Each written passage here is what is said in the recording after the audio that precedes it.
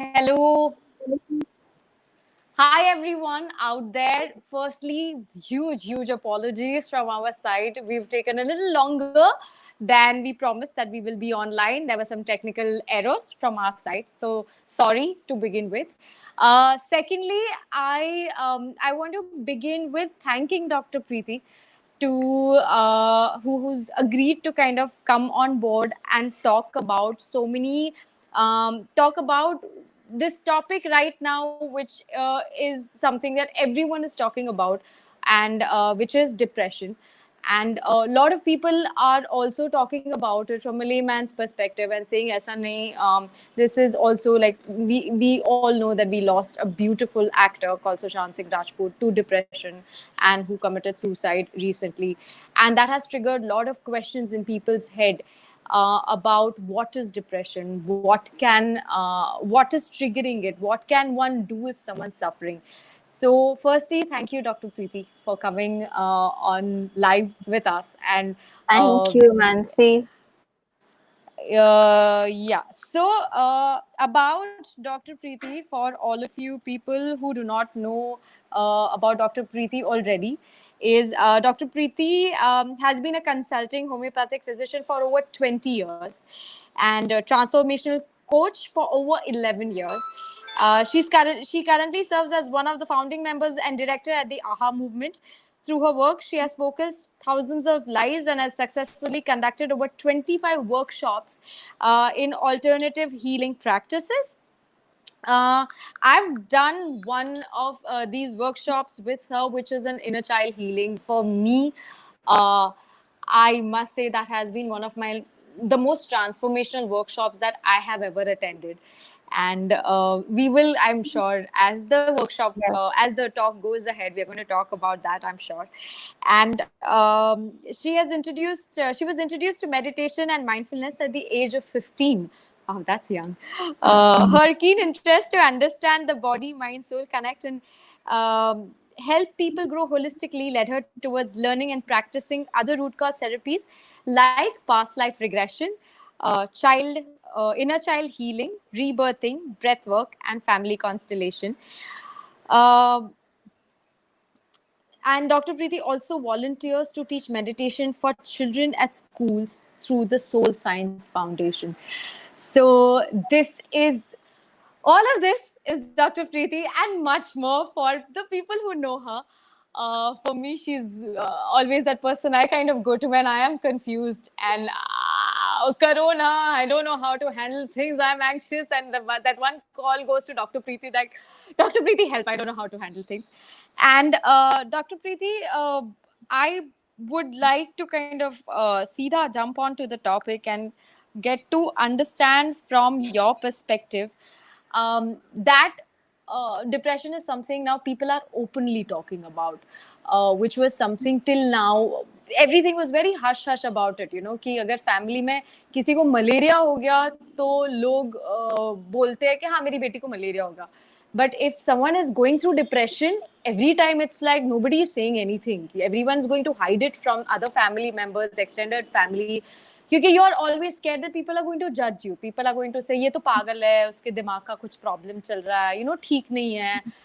Psycho. There are so many terms that were kind of attached, so much stigma attached to something which is so common. Yeah. So I would want to know from a complete layman's perspective, if someone did not know कि ये depression होता क्या है. So how would you explain depression to a layman? What happens in depression? What is depression? So sadness हम सबको आती है. हम सब उदास होते हैं, कभी ना कभी होते हैं. So there are situations in life that we feel sad about, right? And then once that situation is gone, once a time comes which is a happier time, we feel good about it, right? So firstly, sadness is something that everybody gets. But when is it a depression? जब वो sadness एक constant feeling रह जाती है, where even if outside whatever may be happening, there is good situations happening outside, but एक उदासी बनी हुई है. So that sadness is a persistent feeling.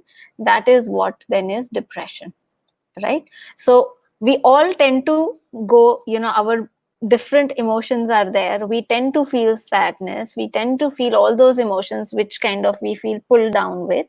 But when we are constantly there, when we are unable to pull ourselves out of it, जब हमारा किसी चीज में मन नहीं लग रहा है, so outside a lot of nice things may be happening, but we are not able to really enjoy it, we are not able to get engaged. So that is when we will say that this person is depressed, right? तो इसके और साथ में और symptoms हैं. So one is you will realize that there is no urge in doing anything, urge in participating in anything. There is a constant feeling of sadness. Usually, it also affects your appetite. So very likely your appetite will go low. You will either lose weight, or sometimes even people can start eating more. Sometimes when people have emotional eating, so they can start eating more also. There can be sleep disturbances along with it. So one is not getting sleep. So you're trying to sleep, and for 2-3 hours you're not able to sleep, or your sleep gets broken 3-4 times a day at night. So that is something that could be possible. So basically, when it has gone so much, when you realize that you are not able to bring yourself out of it, from that sadness, that is when we would say that it's clinical depression. It's an illness, right? And very beautifully you said कि हमें malaria बोलने में कुछ ऐसा लगता नहीं कि कुछ खराब है, right? It's an illness. It's an illness of the body. Now, similarly, there are illnesses of the mind, right? So when there is an illness, we definitely need treatment. We need, of course, people around to be more compassionate and supportive so that this person can come back to health, right? So this is, in short, depression.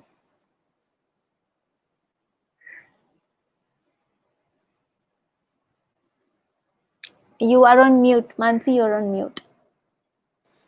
Hello. Yeah. Yeah. So, when someone is, say, suffering from clinical depression, if that is what they're going through, are there any physical or hormonal changes that actually happen in the body as well? Or is it only to do Yes. with the mind? So actually, when we say only to do with the mind and body are not separate. So in the last century, where we were the science, where we were believing only things that we could see, and when they were not seeing the very subtle things, they thought के brain अलग है, body अलग है, chemicals वो साथ में नहीं जाते हैं. But with a lot of the research that has happened, quantum science, quantum physics, quantum mechanics, and Dr. Candace Pert, she was the one who received the Nobel Prize. She has written this book called Molecules of Emotion. So they actually found the chemicals, right, that are produced in the brain, which are connected to emotions. So when we are actually feeling emotions, yeah, when the psychology, जब हम बोलते हैं कि emotion है, तो actually साथ में chemicals release हो रहे हैं वो emotions के साथ. So that's what she calls molecules of emotion. So all these endorphins, serotonin, dopamine, we've all heard these names. These are all the chemicals. So the body and the mind is actually not separate. It is one unit. And in fact, with the quantum physics and mechanics coming, we understanding that, what we realize is that everything is actually energy and consciousness. Energy, consciousness, and information. So right now, in fact, it is not ke psychology alag hai, immunology alag hai, our body is separate. They realize that psychology, neurology, immunology, and the endocrinology, this is all actually connected. So when there is a disturbance in the mind, anything in the emotion, right, that is going to affect the neurologically. Of course, we know that the neurons are being fired and wired together, we've heard that. But then that the signal goes to the hormones. So we also know, traditionally we would know that, oh, so the periods were not expected, and then there is marriage which is set up around that date, and of course there is kind of stress or excitement around it, and suddenly the periods come because the hormones and the Stress is so deeply connected, right? And that affects the immunity, right? In fact, if you read Candace Pert's book, this Molecules of Emotion, she talks about even virus. I mean, I'm just going a little away because right now in the coronavirus, where she says that the virus actually binds with the receptors on the cells, okay? And the receptors that it binds with are the receptors that also the norepinephrine binds with. The norepinephrine is the happiness hormone, right?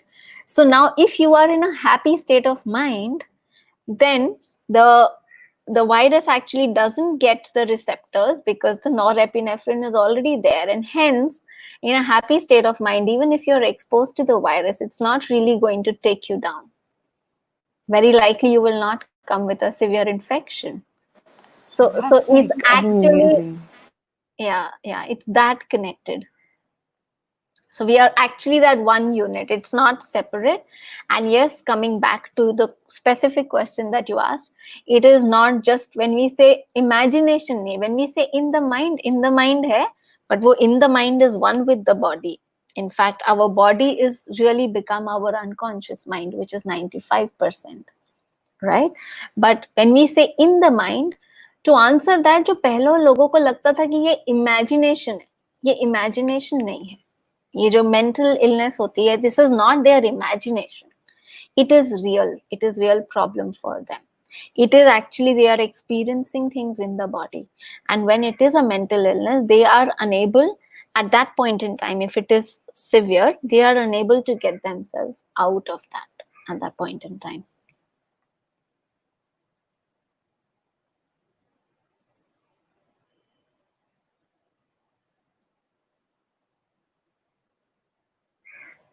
Okay. So that is, so what if suppose if I have a family member or someone who's going through depression. There's one more question which was coming up in my mind, which was, suppose if someone passes away in my family, or I've just had a recent breakup. So there is one sadness that stays. Of course, you're not going to get over a loss of due to death or something, just like that. So for how long, if you're mourning, how long is that loss okay for a normal mind? And will it lead to what you say is depression? Could it be depression? Or if someone is maybe mourning for a month or two, what is it that, like, the body might come out, or the person might be able to come out? So just a normal loss that someone is experiencing cannot be termed as depression, right? It's not Sure, something sure, that's sadness. sure. So before I come to answer this question, Mansi, I would like to actually touch upon one of the common things that happens. Okay. Now, right from childhood, what we've commonly seen in families, we like, जैसे आपने बोला कि ये weakness है, yeah, is it just in the mind? Because we have a notion that this is imaginary. Okay. Now, what we have commonly seen is that in houses we don't talk about emotions. So now when I'm saying that, we are talking about our generation, okay, where we are not really addressing that, okay, this is what I'm feeling, and then how can I deal with it. So either we are only talking about it, not coming out of it, or we are actually not wanting to talk. In a lot of the cases, in a lot of the families, we were not supposed to talk about emotions. Okay. And this is sometimes even not said that way. It is, for example, a child is sad. Okay, the child wanted something, maybe wanted to go down to play. Okay, and it has rained. Now the child cannot go down. Now it's a very simple thing. The child was feeling like going down and playing, and it started raining. You can't go down. The child may feel sad. It's very natural because you were excited about going down and playing. Now, what typically happens is that we actually are not happy with our child feeling sad or feeling angry at some point.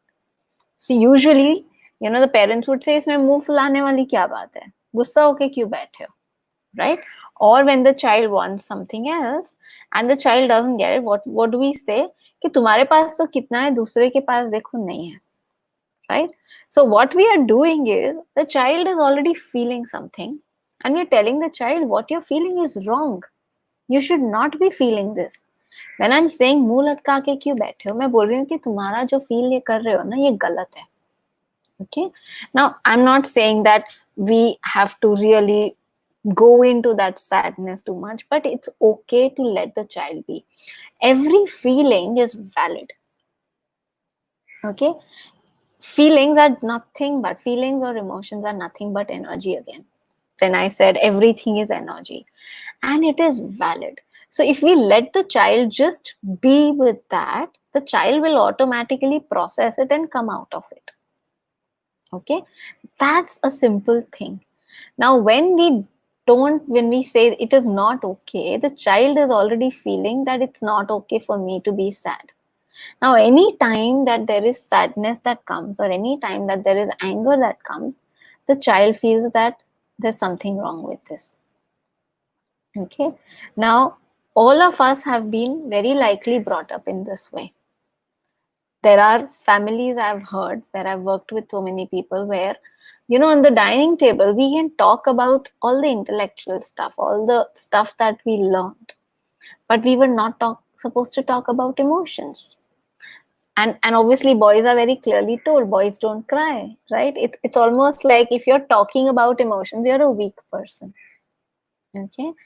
Now when we are doing that, we are actually programmed firstly to automatically think that when I'm paying attention to my emotions, if I'm feeling angry or sad or any of that, there is something wrong.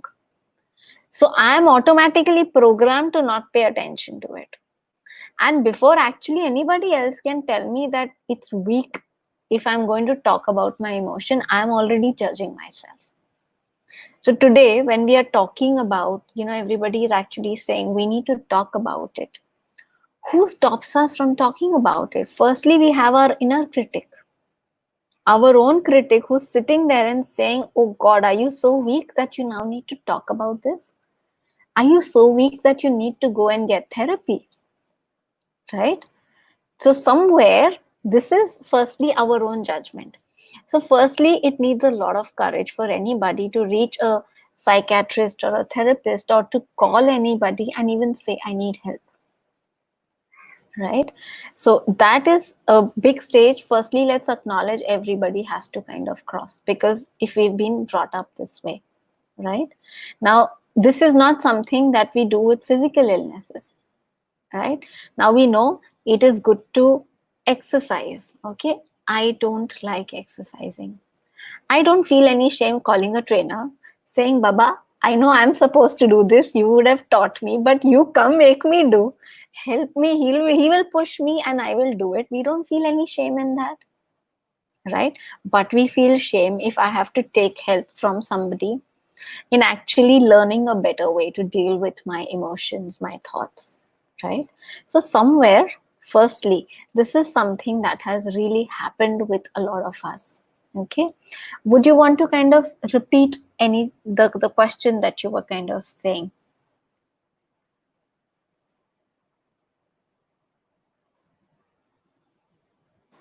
Actually, okay, so if I don't know, I'm going to jump to another question a little ahead, which is, so when you're saying that if suppose we are not told to speak about it, and there are times when people do talk about it, and one thing is that you get कि ये बंदा जो है ये पकाता है यार ये बहुत one thing is what people say that this is not there. Second thing was what people say, hey, it's in your head, just fix it यार सोचना बंद कर दो ठीक हो जाएगा. Just don't think about it. You're thinking too much. You're overthinking. You're stressing too much. But just stop thinking, yeah, you'll be fine.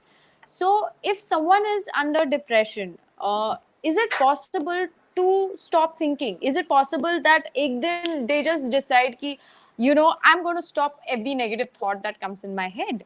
Is it possible for them to control their mind with their own mind? Is that a possibility? So when it's a depression, when it's a clinical depression, that's not possible for them. So that's exactly the criteria. For example, when I said that If I today I'm feeling sad, okay, and I say I have to validate it. Like when you asked me the previous question, right? Now, if I give it a little time, if I validate it, if I process it, when I went back to childhood, when we said that we don't process it. Basically, when we have a loss also, when you asked me the previous question about death, okay, there is a certain period we are going to be sad, and that helps in processing the pain. But if we don't actually be with the pain, then that sadness can become an underlying sadness, and then it can become a long standing depression. Okay, so the whole feeling will go through this whole, it'll go to a peak, it'll then automatically come down. That's a very natural thing to happen. That whole processing is what is important. Now, in a case of depression, they have actually crossed a particular, in a sense, a particular threshold where we label that as depression when they are not able to get themselves out of it. Whereas if it's just a sadness and they are not really able to get out of them, they are not able to really come out of that, then we would know that, oh, it's going into that, they need help. But if they are able to come out of it, then it's okay, then it's a natural sadness. So I think, of course, a lot of us don't know, okay, where it is. When we say that, oh, why don't you pull yourself out of it, right? People are not aware of whether you're here or you're here, right? Whether the sadness is something that you are just feeling right now. Okay, now let me tell you that also, when we are talking about that we don't pay attention to emotions, why is it that most people deal with it in this way? Why is it that a lot of people will say, oh, come on, pull yourself out of it? Okay, that's the very common way. So when I'm trained not to pay attention to emotions, if you are in front of me sad, Mansi, I will actually get triggered because I have a lot of my undealt with emotions. I have not been allowed to be sad, right? And I have not allowed to express my anger and be angry. And if you are now being sad, you are actually triggering that part of me. So, very commonly, what does happen between the friends? If you tell me I'm sad, I'll say, come on, let's go for a movie. Come, let's go shopping. I'm almost telling you, let's not sit with this sadness. I'm not okay with you being sad. Let's go out and do that, right? Now this kind of a distraction or this kind of a trying to pull out probably is required when somebody is in depression for a short bit, is required because we don't want them to be alone. Because in depression, they also have, they have thoughts where they want to harm themselves. So we don't want to leave them alone where probably they can harm themselves. But for a normal person, when they are feeling a little sad, actually what will help is really that they feel that sadness and get over with it. They can really process it, right? So that little difference is something that is going to be required to kind of really know where is the person, right? Now, of course, that is something that typically we are not aware of. So, of course, out of love, we may do that. But if you are not somebody who can process your own emotion, and when you're saying that, come on, get out of it, very likely, it's that's not what the other person needs, but that's something that you are doing because you can't deal with it. Yeah. Now, here I want to really kind of recognize that when I was telling that we don't we can't really be with our feelings, we don't pay attention to our feelings. A lot of the times, even when people are talking about emotions, okay, we all know that we say, oh, आज मेरा mood अच्छा नहीं है, आज मुझे, इतनी तो बात हम सब करते हैं. There is actually nobody on this chat show who does not talk that much, right? However, when we still talk about emotions, we talk about it usually using a lot of, through the rational. Okay. A lot of the times we are very philosophical about it. The response that we have. Supposing you are sad, very likely I will have a very philosophical response to it. Oh, ये तो होता है life में, सब relationship में ये तो होता ही है. Or like I said, I'll say, okay, let's go shopping, right? So typically when the other is talking about it, that will really tell you that what is being What is really happening in you? How comfortable are you? Just to be with that person, just to listen to that person. Not trying to give any advice, not trying to give any judgment, not trying to say कि अरे तेरा relationship अगर टूट गया तो वो गधा ही था, he didn't deserve you. You know, we try to just jump into some conclusions, give some advice. We want to just talk about something, ask some questions, because we don't really want them to be that with the pain. If Mansi here starts crying and is really with her pain, then that's going to trigger the pain that's there in me. Yeah. So when we say talking about it is not talking at an intellectual level. Yeah. If we start talking about emotions from a very intellectual level, that is again not really helping. We really need to start being there for the other person, and you can be there for the other person only if you can also be with your own emotions. Otherwise, even if you want to really be there for the other person, you will not be able to do that. So that's one of the important things that I really wanted to bring out. Yeah. And answering the previous question that you said about a loss, okay, where if there is a death in the family, okay. Now there's Dr. Elizabeth Kubler-Ross who has researched on this, on grieving. And all our ancient cultures actually used to have this, this thing of grieving. There's a grieving period. Okay, where what she observed was that we go through 5 stages of grieving. So naturally, in the beginning, there's going to be denial. There's going to be this feeling of how can this happen, right? There's going to be shock. There's going to be anger, anger at the person who's gone away, or anger at God. How could you do this, right? And then there comes like a stage where we are almost like trying to bargain. We are even almost trying to tell God, or, can you just send her back? Can I just do anything so that, if anything could be done, right? And then you go through actually a deep sadness. And then you can come to an acceptance. So it is this journey that a person really goes through. Okay, some stage could be before, after, but usually these 5 stages that one goes through, and it can take up to a year. So the reason why, we said that for 1 year you don't celebrate festivals, it's like we are not trying to pull them into celebration. We are giving them their space to really mourn, because every time, obviously, when a festival comes, very likely they will miss the person, and it's okay. It's important that they be with that sadness, right? So that grieving, that sadness is natural. If you don't go through that natural grieving, it becomes an underlying depression. So that's an important thing for them to do. Okay, that's something I had absolutely no clue about. Uh, One second.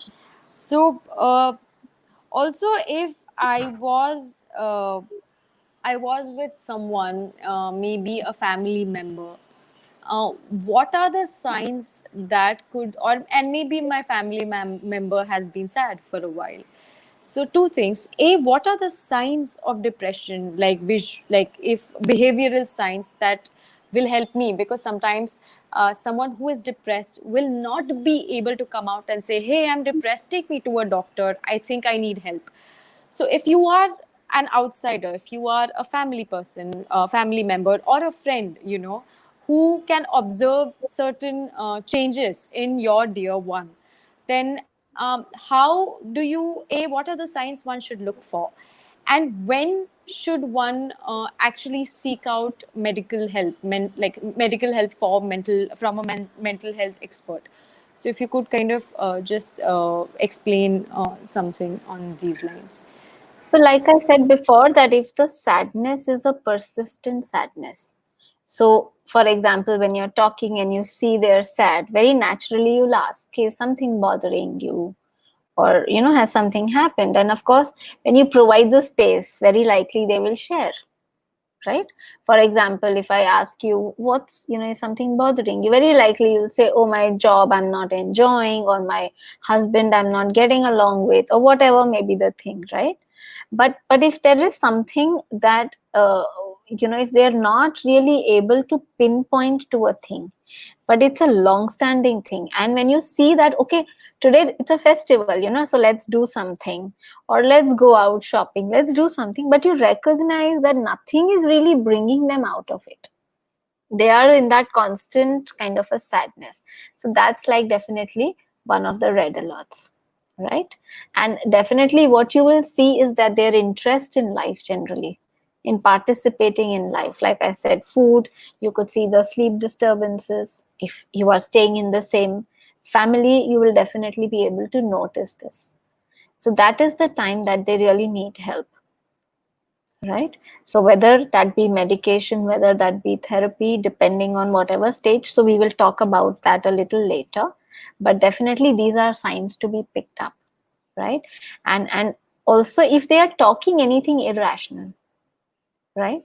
For example, and particularly when we are saying irrational, not so much in depression, but in other psychiatric, where they start having imaginations, where they start kind of feeling like there is some people kind of coming after them, or something is so when you know that they're saying something which it actually didn't make sense, right? That is what is kind of pointing towards an illness. It's out of context here, right? So very likely we are able to kind of understand what's really here in context, and what is going a little more. So that's what is important. Mansi, I think आप hang हो गए हो.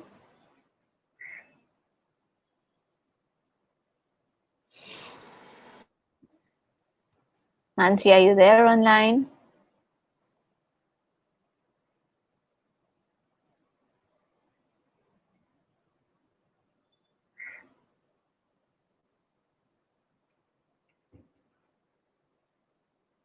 Okay, so what I'm going to do is, as Mansi comes along, I'm going to actually talk about certain myths about emotions, and this is something which is very important for each of us to really know. The first myth is that all of us are supposed to, feel the same emotion in a particular situation. So it's almost like, agar ऐसी situation hai, so obviously you should be feeling this. For example, if you're getting married, obviously you should be happy. Or I remember this was very early when I was a student, and in the homeopathic college, where we used to take the case history, and we would typically want that we are talking to the person alone.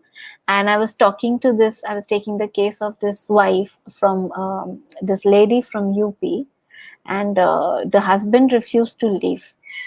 Okay, so the husband said, I will be here as she's giving the answers. So Mansi, while you were away, I started talking Yeah, about some of the myths about emotions, which I wanted to sure. touch upon. Yeah. Hmm. So this myth that we are saying is that everybody will feel same emotions. So as we would ask this Hmm. question, what was the happiest moment of your life, and what was the most sad moment of your life? So as I asked, this man refused to leave, and as I asked this woman that what was the happiest moment of your life, and this man says, औरत का तो सबसे happy moment वही होता है जब उसका पहला बच्चा पैदा होता है. It's almost like we have our textbooks saying that this is what you're supposed to feel. Emotions are really not like that. Every person can feel in the same situation, we can feel very different things. So it's important. Why am I saying this, why am I talking about this myth, is because this is one of the easiest ways to not pay attention to emotions. We will say you're supposed to be happy, so I'm getting married, I'm supposed to feel happy, so I'm actually not paying attention to what I'm feeling, right? So suppose I'm feeling anxiety, or I'm feeling nervous at that point in time, if I actually just pay attention to it, I'll be able to calm myself down. Whereas if I'm saying, oh no, I'm happy, and I'm actually pushing it aside, putting it under the carpet, very likely things build up, and then suddenly I have a panic attack, right? So it's important to firstly know that there is no one standard feeling that everybody will have in a particular kind of situation. Whatever you are feeling is important. Your feelings are actually like a GPS system. They guide you as to, because they'll help you see what you need to do. Underlying every feeling is also your need, right? For example, if you're feeling nervous about something or angry about something, if you pay attention to the anger, you realize that there is something not happening in my house. There is something not working right. Maybe if I'm, feeling angry at my maid, I realize that she's been doing something which I don't like, but I've not been really bringing it up with her. So when I pay attention to my anger, that's when I realize that this is happening. Then I can bring it up and I can actually address the issue. So firstly, it's important to recognize what you are feeling, paying attention to it, okay? Not just say that, okay, this is what I'm supposed to be feeling. The second common myth that has been there in our society is that emotions are a sign of weakness. We've already touched upon this myth, right? We already actually started talking with this. The third myth is that you can't control your emotion. Okay. Now, this I'm not talking in a depressed person, in a person who has any kind of illness. Okay. When I'm talking about normal, supposing you're feeling a little angry right now. Okay. And it's important that we pay attention to it, that we validate it. But at the same time, we need to take charge of our feelings, right? If we can take charge, if we can transform it, right? That is something that each of us actually can do. So here we are not talking about depression, friends. Let me remind you that when we have an illness, when I'm not expected to run a marathon when I'm having a viral fever, right? So I'm not expected to do this when I'm in depression, but I'm saying that otherwise, right? So it does not mean that if I'm feeling angry, I keep being in that anger. It's also important, it's equally important for me to remind myself that it is in my power and my charge to get myself out of this also. So when I do that, my muscles become stronger. When I say muscles, again, I'm bringing it down to the physical, right? So when I'm working out, my muscle gets better, my immunity gets better. Now, when I also exercise this, my mental strength also increases.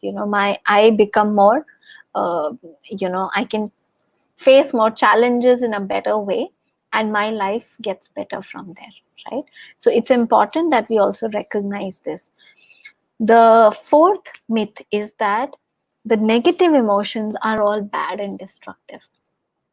So this is the myth where we said that we don't want we say कि मुंह लटका के क्यों बैठे हो, और we say कि तुमको गुस्सा होने वाली इसमें क्या बात है, जब हम बच्चे को बोलते हैं तो हमें क्या लगता है कि गुस्सा is not a good thing, तो ये बच्चा गुस्से वाला बन जाएगा, right?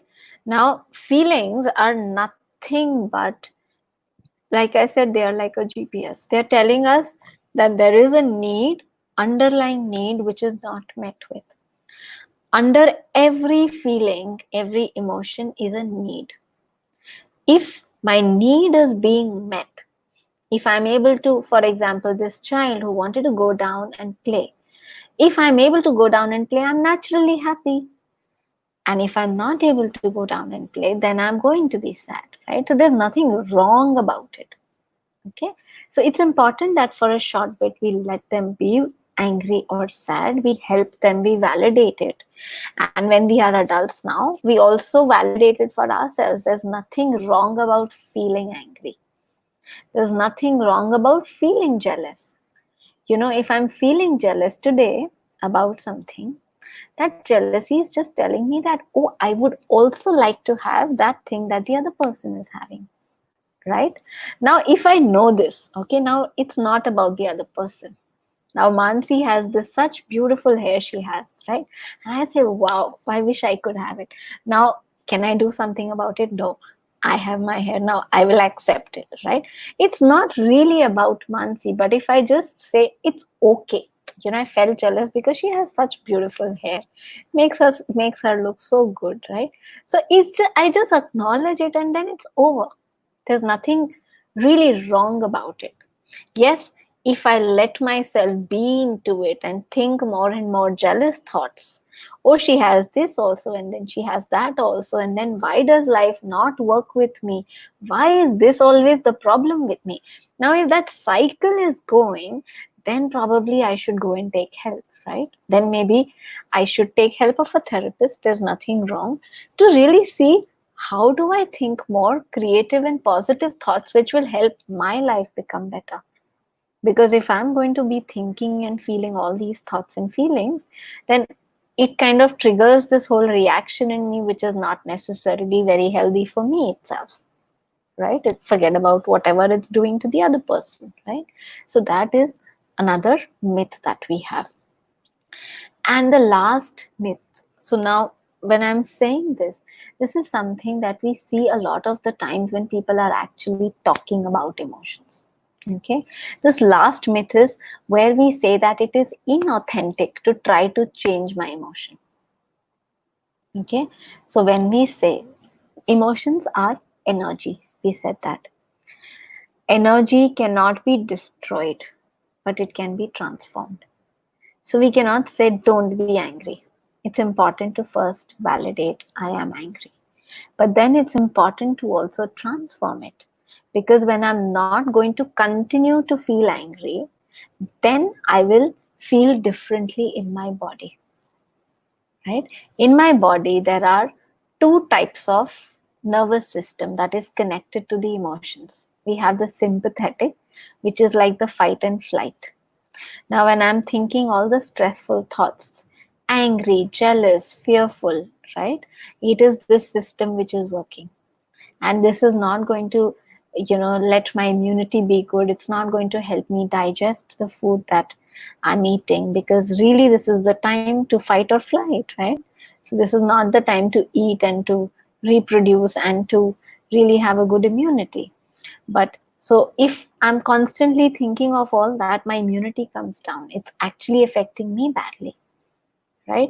When Buddha said, he said in very simple things, कि वो जब आपको गुस्सा आएगा वो पहले आपका हाथ जलाएगा. It's like that कोयला कि पहले आपका हाथ जलता है, right? Then you throw it on the other, वो दूसरे को जलाएगा वो बाद में, पर पहले आपका हाथ जलेगा. So it's important that we also know that this transformation is something that's also important for us to learn. We need to become master of this energy. हमारे अंदर जो energies हैं, हमारी body है, हमारे emotions हैं, हमारे thoughts हैं. We need to eventually, and this is a journey, right? When I'm saying it, it sounds very simple. It's not something that we all start doing in one day, but it's a journey. Like आप trainer के साथ काम करने लगते, you start moving towards fitness. In a similar way, for the mental health, we need to start working towards mastering this, right? So we need to also know that, yes, we need to acknowledge the emotions, we need to express it, right? But also, whenever we are in this position, we need to learn to transform it as well. So these are some of the myths that I covered. Mansi, over to you again. Some of the questions that you wanted to talk to me about.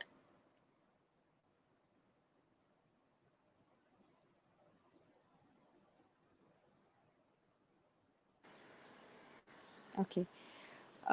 What I also wanted to ask you is, it's like, when you say you're approaching, like, again, I'm going to kind of come back slightly to someone who's maybe facing, say, a difficult time in their life, and maybe they are feeling slightly depressed.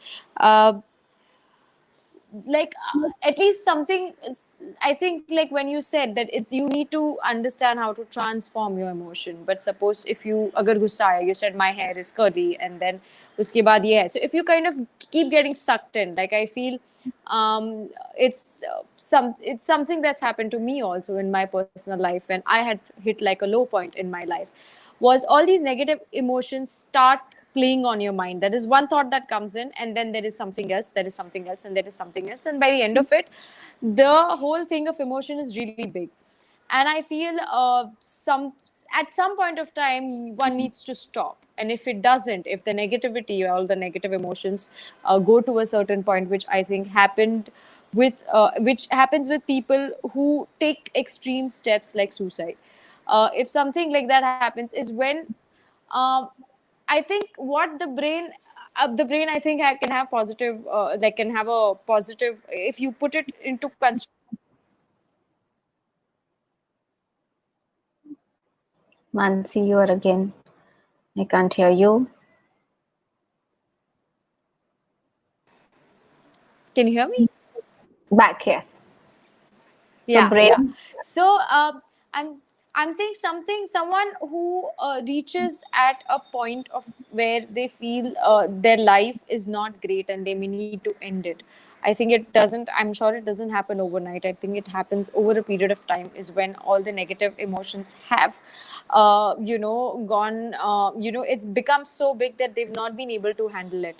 Um, uh, I have also been in a similar state of maybe I depression for me a few years ago when I was on that. For me, depression was a clinical depression, and I hit depression, which was a side effect of a lot of medicines that were given to me without any other medicines to counter it. They were I was given a lot of harsh medicine. So there was a chemical imbalance in my body which caused that.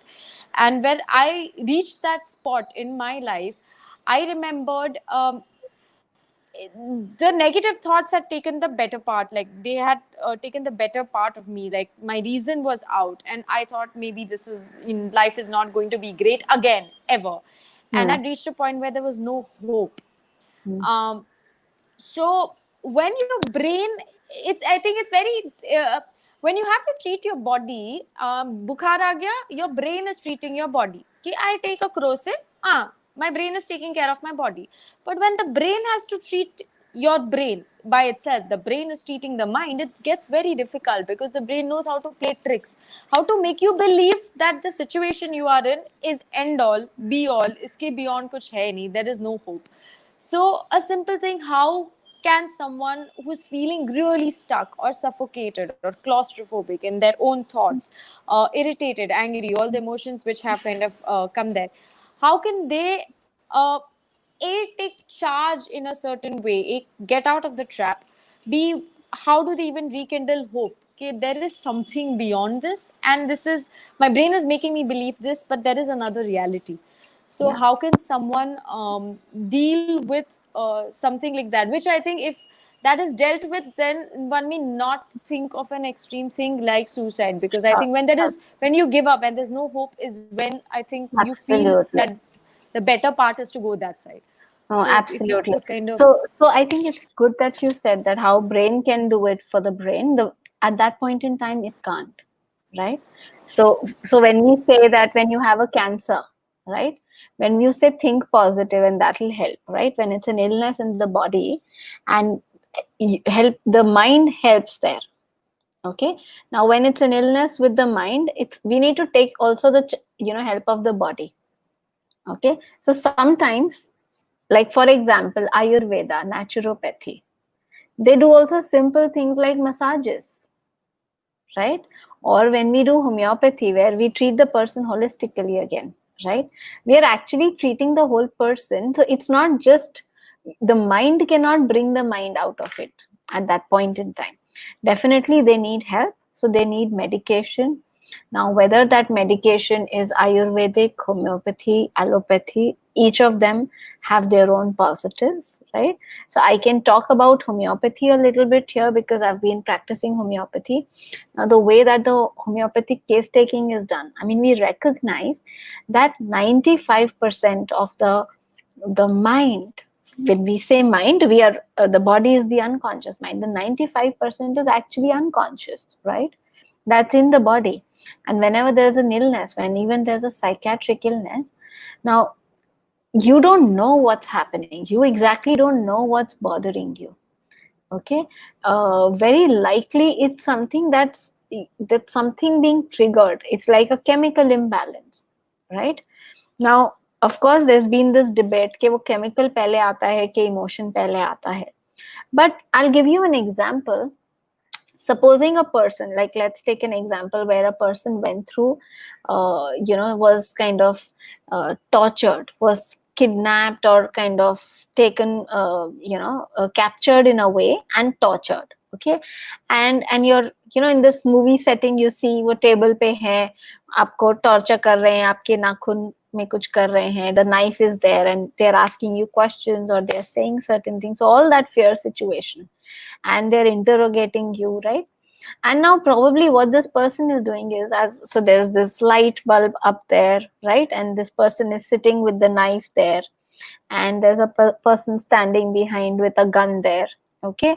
And you're supposed to be answering their questions, otherwise every time you don't answer, they're doing something, they're maybe taking out your nail or something like that. Okay. So you've gone through this whole torture and you've managed to come out of it, and now if you've done therapy, okay, now very likely in the therapy you've spoken about this, the knife and the gun, and how they pulled out your nail and how painful it is and whatever that happened, right?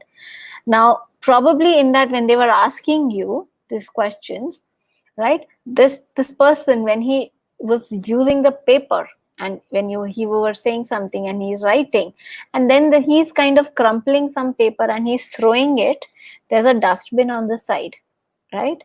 He's throwing that on the around the dustbin, and the paper is falling outside, right?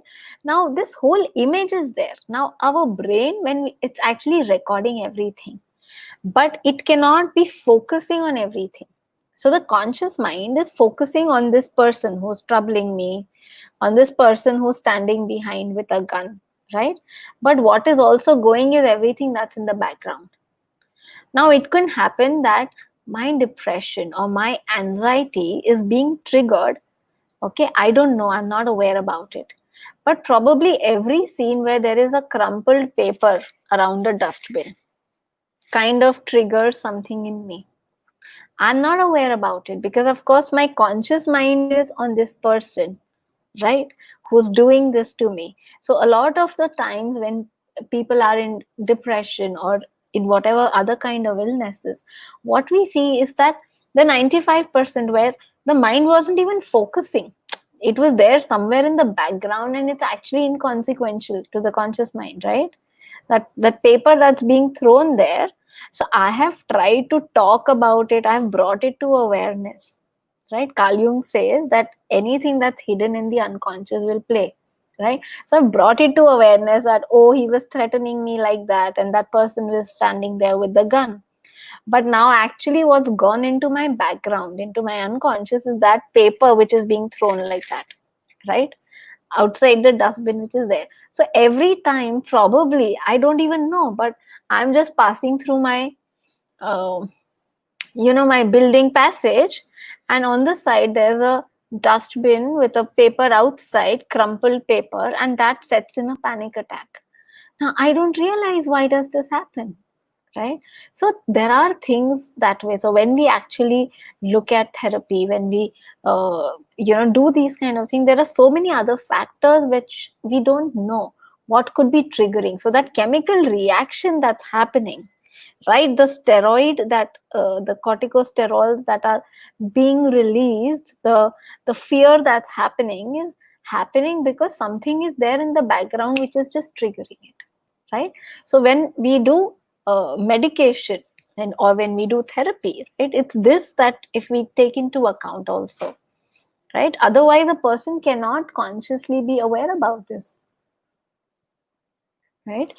So coming back to and answering your question, it's not something in these kind of cases where it's an anxiety or a depression, we know that they are on this side. So firstly, they need medication, they need help, they need non-judgmental loving space from the people who are close to them.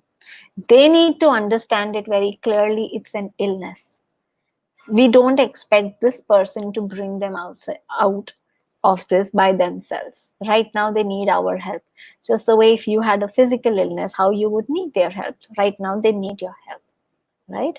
And bringing them to the point, and then when you do therapy, That is what then helps them to go to the next stage of their development, where if they learn to deal with their thoughts in a better way, so if so that they don't go into that cyclic thoughts again, because again that can again take them down the route, right? So that when you build the muscle, when you build their immunity further, that is what will help. Yeah.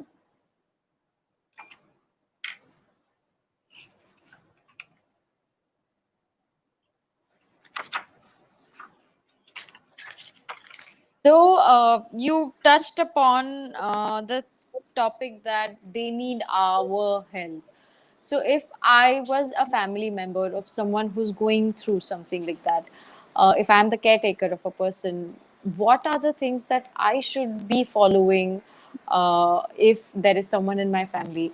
How do I deal with someone? What is the how sensitive can I be, and what are the things that I should know if I'm dealing with someone who's going through depression or an I anxiety or think, like I said, some that difficult phase? firstly a non-judgmental feeling, a non-judgmental loving space is what we need to really provide, because like I said, that person will already be feeling ashamed, that whatever that they are feeling, right?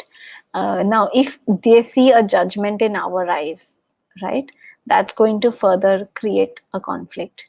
So if we can be loving, if we can give them a healing space, and if they are suicidal, then at that point in time it's important that we keep them safe, that we are there around them, and we kind of help them to come out of it.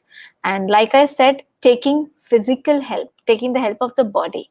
So at that point in time, walk, right? We know that endorphin, which is a feel good hormone, is going to be released when we go for a walk, when we do exercise, right? So if we can actually help plan their diet, give them the healthy food, um, help them kind of, if they don't want to go for a walk, they will not want to. You cannot say, oh मैं तो बोलती हूँ पर वो जाते नहीं हैं. They will not want to go. So whether it means that you go along with them, or you kind of see that they are actually doing it whatever way, right? So somewhere these are the kind of things that will really help. Okay. And like I said, therapy. So, Yeah.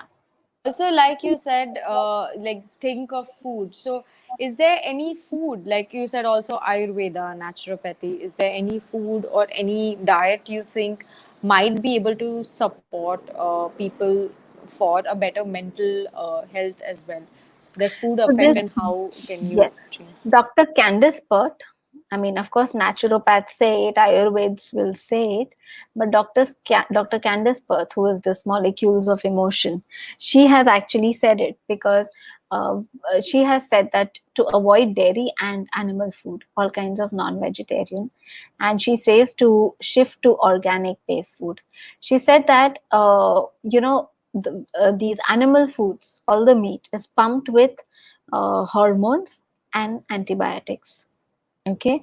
Now, when we are taking that, when we say hormones and antibiotics, what is that? They are again the chemicals which are connected to the first three chakras, which is the stress. The hormones are the steroid hormones. Okay. Now, all the antibiotic and that is actually then going to make you further feel. There is going to be an increase in the steroid hormones, and so that is going to again put you out of balance. So to be able to come out of this, she kind of says, if you have plant-based diet, go off the dairy, go off the sugar, go off the meat. That is what is going to really help you. And of course our naturopaths and ayurveds have been saying similar things. Yeah. Also, one more thing which I think is very relevant right now is COVID times right now. It's not normal. What is happening outside. Everyone at some level is facing some kind of anxiety. Of course, work has increased. Like everyone is doing a lot more of housework. Some people are working for home, working from home, and there is lots which is happening for people. So, And also there is this insecurity and there is this fear which is lurking around, where you feel you bahar se kuch laye, what if I get corona, what if my family members get corona. So is there are there any things, and I think all of this, like you said, we've not dealt with most of our emotions, and lot of these things are also triggering lot of things that we've not dealt with, which I think Inner Child Workshop is a beautiful opening to, actually opening to your own emotions and trying to learn to deal with them, a first Yes. to identify what you are feeling, and then where is it coming from, and it also gives you tools to kind of deal with it. Yes. But besides that, are there anything like activities or anything that all of us in these times can do on a daily basis, that you know your mental health is in check? Like every day all of us are working at home, working out at home, you're seeing all these yoga videos and workout videos, but mentally, is there something which we can do every day, like an exercise or something like a routine, which will also make sure that mentally we stay healthy by the time all of this is over, and maybe normalcy will resume at some point of time. So Right. yeah. So I think one is meditation. Meditation is something when you're kind of really being with yourself, with your breath. Now, the breath is the one that actually brings in the life force, which, brings in the good energy and lets all the impurities out, right? All the carbon dioxide. So it's actually naturally doing it. Our system is actually intelligent. Firstly, we need to trust our system, that this whole being is a very intelligent being, right? So when we actually do pranayam and meditation, okay, what we are doing is actually we are giving more energy to this. We are exercising our prana. Okay, so what we are doing is ultimately what is going to fight the virus. If the virus is coming, right now they are saying, oh, maybe it's coming through this, maybe it's coming through that. We need to take the precautions, okay, that we are all doing. But ultimately, if it comes, like they are saying, 90% people probably are going to get it.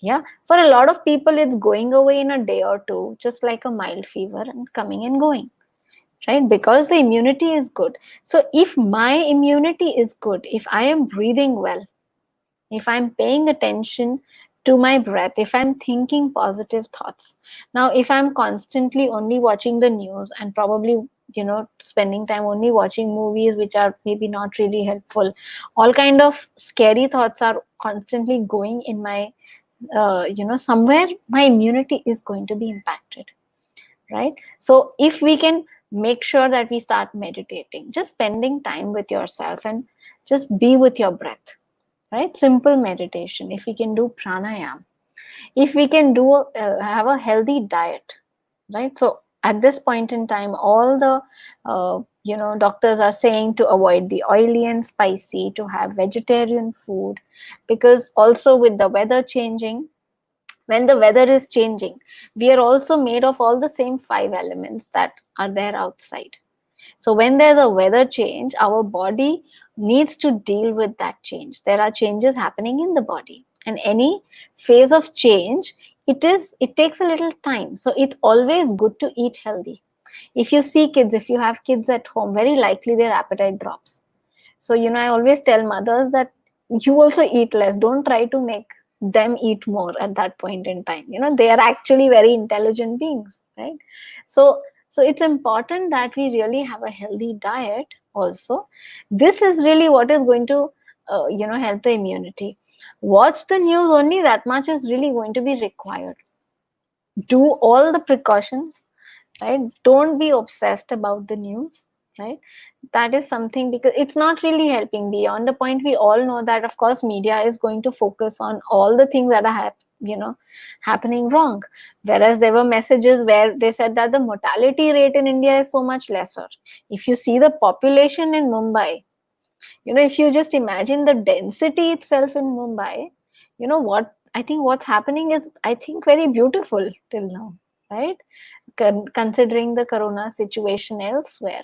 So I think we can always look at the glass half empty or half full, and what it's going to do within your body is definitely different. So let's try to bring ourselves to what is working right, right? So that's something that we practice. As you touch upon the anxiety, Prathamesh, should I take this question here? Because he's asked something about anxiety. He says, can you explain the difference between anxiety and depression? Also, is anyone suffering from anxiety a depressed person? So, Prathamesh, typically when we say anxiety, anxiety is the worry about future.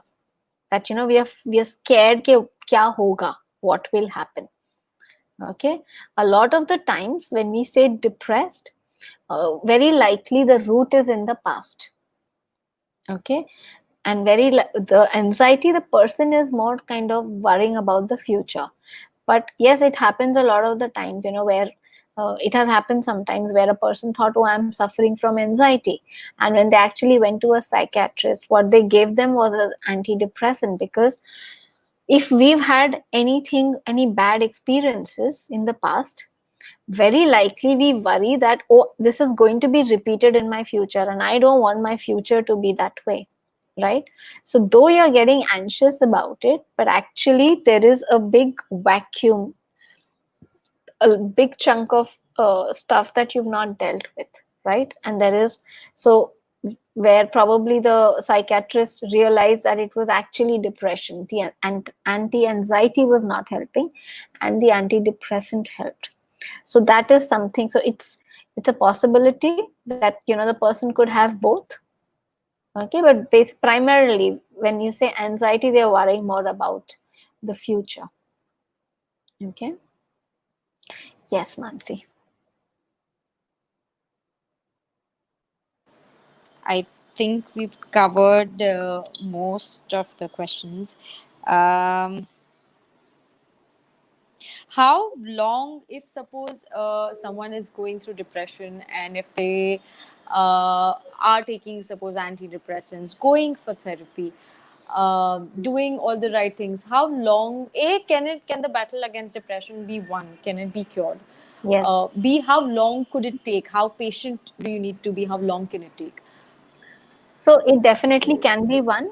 And how long can it take largely depends on how long it has been there for.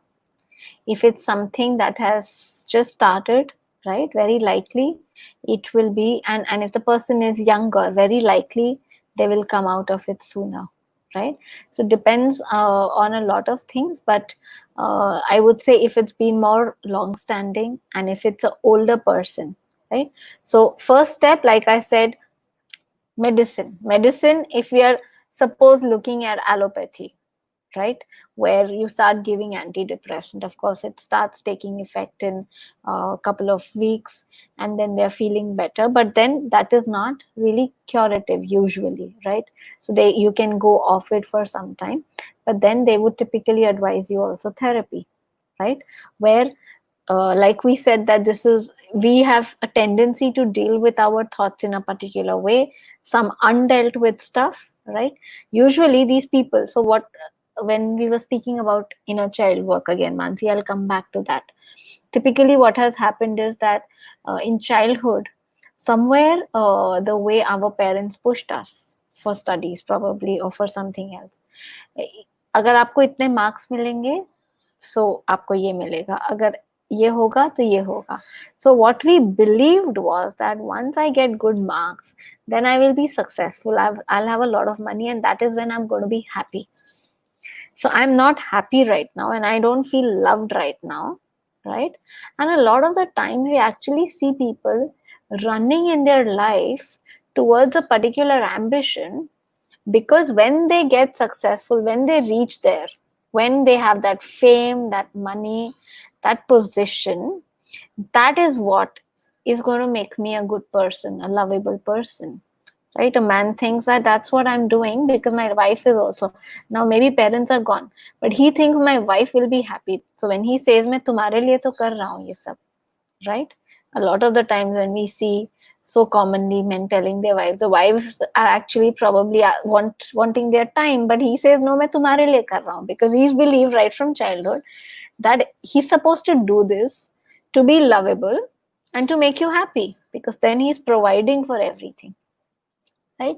So actually this unloved feeling which we start feeling in the childhood, Okay, because you are not loved the way you are. You will be loved when you get the good marks, you will be loved. Now there is a pain that starts happening there, there is a void that starts coming there, and what we are doing is we are actually trying to run in life trying to fill that void. ये void हर एक के life में कहीं ना कहीं आ जाता है. Some need is unmet. Okay, now when we say meditation or therapy, right, inner child work also, what we are saying is there is nothing wrong in achieving all of that. But if we are only achieving all of that and if you're not looking at that void, then at some point in time, this void is going to catch up. It will actually grow and make itself be shown. So at some point, we need to really look here and face that void. Right, so that is what we now with allopathy, like I said, that yes, you can come out of it, but then you need to look at this. So when you are in a little better position, right, what is all the therapy work really doing so that you can start kind of also addressing this, and you can start now thinking more thoughts in a way so that you can start producing more better chemicals, the happy chemicals in your body, right, and keep that up.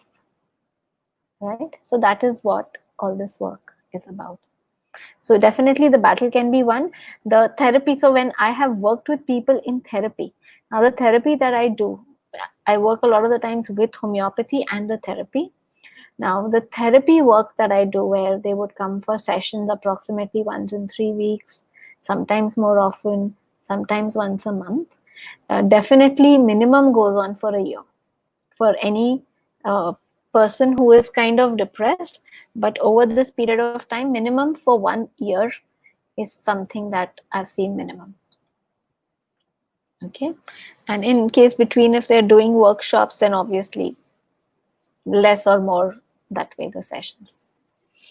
Yeah. Okay. And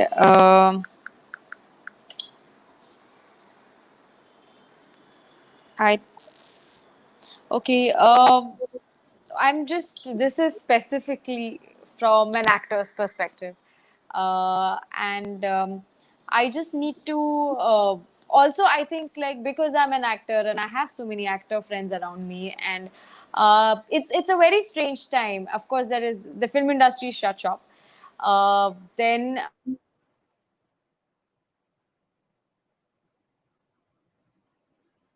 I've lost you, Mansi. Mansi, hello. yeah, Hello. hello, hello. Yeah, yeah, Can you hear me? yeah. Yeah. So from this also in the film industry, I think it's very, you have to look good, and there's a certain diet you have to have. There are too many do's and don'ts. You cannot gain too much weight. You cannot lose too much weight. Your skin has to be good. You cannot be aging. There are so many things, especially, and I think a lot of actors are also facing a lot of depression, which is coming out. I mean, Sushant Singh Rajput is one thing, but in the past 2 3 months, there have been other actors who also kind of committed suicide. And I would want to know from an actor's perspective, how does one deal with outside pressure, and in times like this when anyways there's uncertainty, and there is certain things, like say physical, the way you are supposed to look, the way you're supposed to act, your skin, aging, there are a lot of things. So how should an actor deal with something like that? The pressures which are there normally also, but I think for actors it becomes like the bread and butter depends on, oh, that wrinkle should not come, otherwise I won't get money. So a lot Yeah, of vain issues.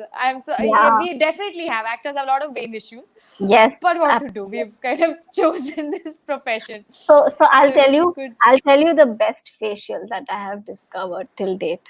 huh. The best facial that I have discovered till date is meditation. The longer that you meditate, the more that your skin will glow. Okay, so that's the first thing that I want to tell you when you said vein issue. Uh, Meditation is definitely one of the things. And at every other time, we all have, this very common thing that we all say, कि time nahi milta hai, right? So right now, definitely, we all have the time. Okay, and I would say that this is the film industry, of course, is again, you are shut shop, but with all the, there is no person who's not affected right now. So the one common thing which everybody can do right now, and is the time to really do, is upgrade yourself, your mental health level, right? That is something that we need to all focus on. And I think it's a blessing that right now the maximum number of free webinars, seminars that are happening, being offered for this, there are online, we are in a blessed time in that way that there are so many meditations that are there. So definitely the diet and exercise is something that you all are extremely good at. Particularly the actors, you all are really good at taking care of that aspect. But if you can now just start also focusing on this aspect, so meditation, maybe a little pranayam, and start really paying attention to the emotions. And like I said, if this void that is there, so that when tomorrow when you're getting back to the the work, you're really coming back with as a enriched person, as a more emotionally enriched person, and something more added to yourself. So that's what I would like to say. And I guess Mansi has kind of gone off, but since I've answered her, I'll take on some other questions that were there here.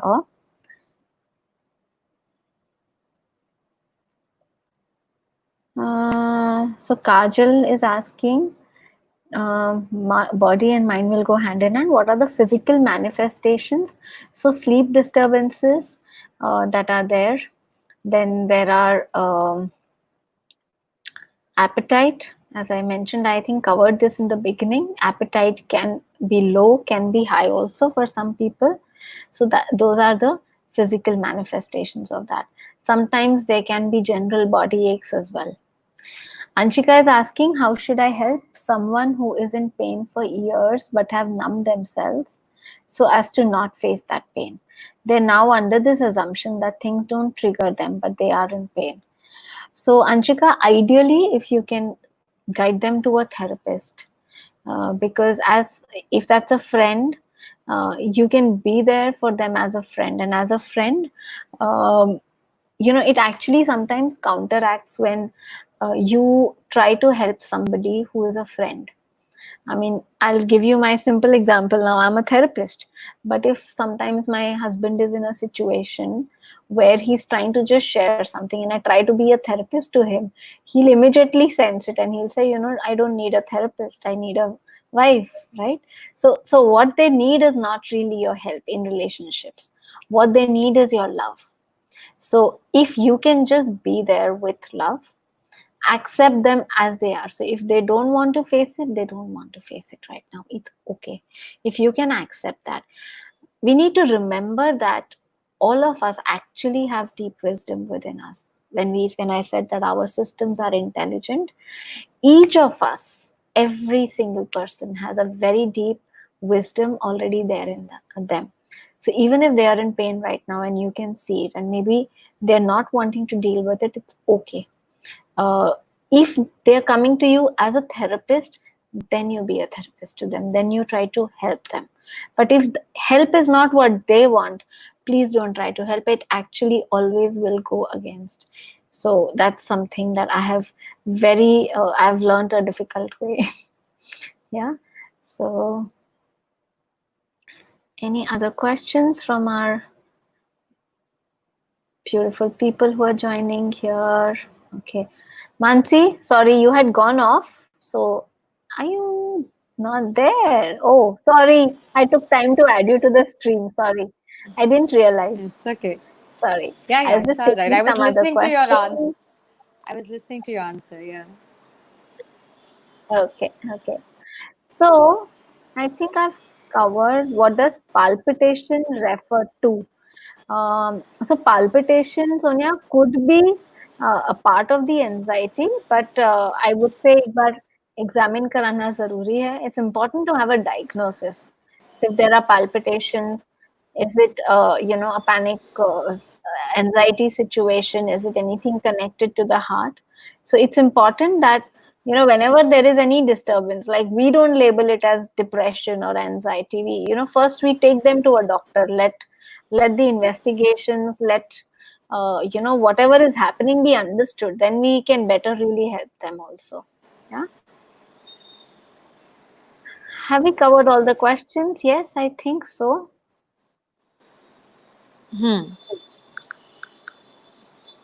Excellent. So Yes. superb. So superb. So this we're coming to this end of this beautiful talk, and thank you so much. Thank you so Thank much. you, There are so Mansi. many. There's so many things I have learned even after doing workshops with you and talking to you. I think there is so much I have learned, starting from validating your own emotions, not running away from them. Then it's important sometimes to talk to a therapist, and it's all right, and how they can help you get out of your own head if you're stuck there. To meditation, I think I'm going to recommend this to all my actor friends that, hey guys, don't invest in any of your anti-aging products. Please meditate for Yes, beauty purposes, yes, beauty yes, purposes, and absolutely.